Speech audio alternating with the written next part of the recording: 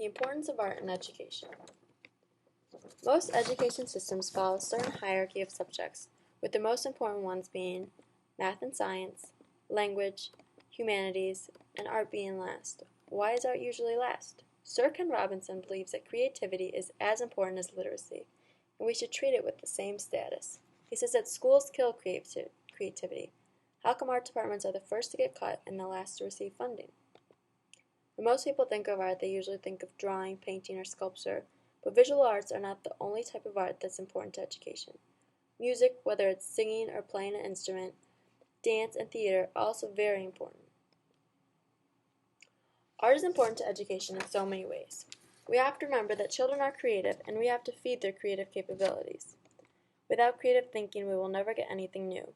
You have to think differently and creatively. If we take away the arts, we are taking away a chance for children to express and exercise their creativity. It creates responsibility. Students are responsible for their own work and performances. It's all on them.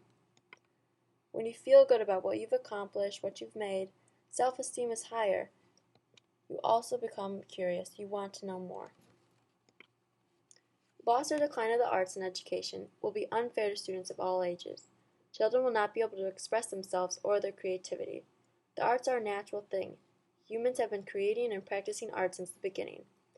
With art, we can see ideas. The arts are a tool for looking into the past and seeing into the future.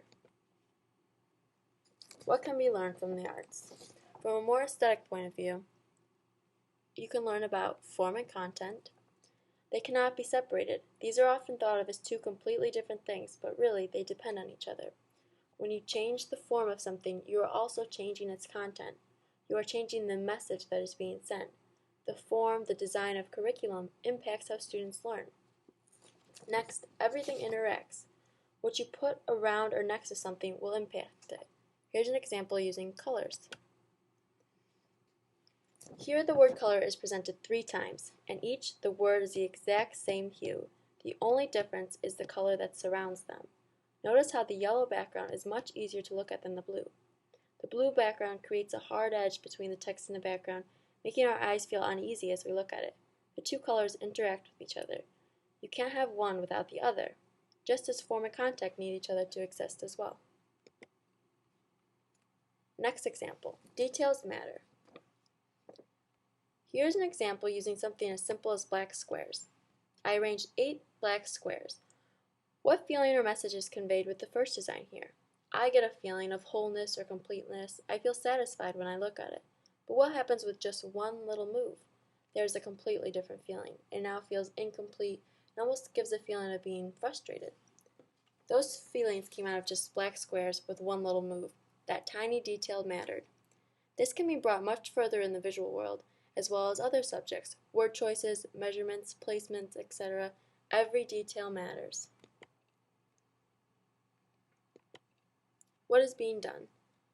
The No Child Left Behind Act was passed in 2002. It listed the arts as one of the core academic subjects. The act has had its good and bad points. Community involvement is important to help raise awareness for the importance of art. They will help encourage children to be creative and use their imagination. This will ultimately help children be able to compete in this competitive world. Last is the importance of staffing. Requiring highly qualified art instructors will expand the child's knowledge of the creative world.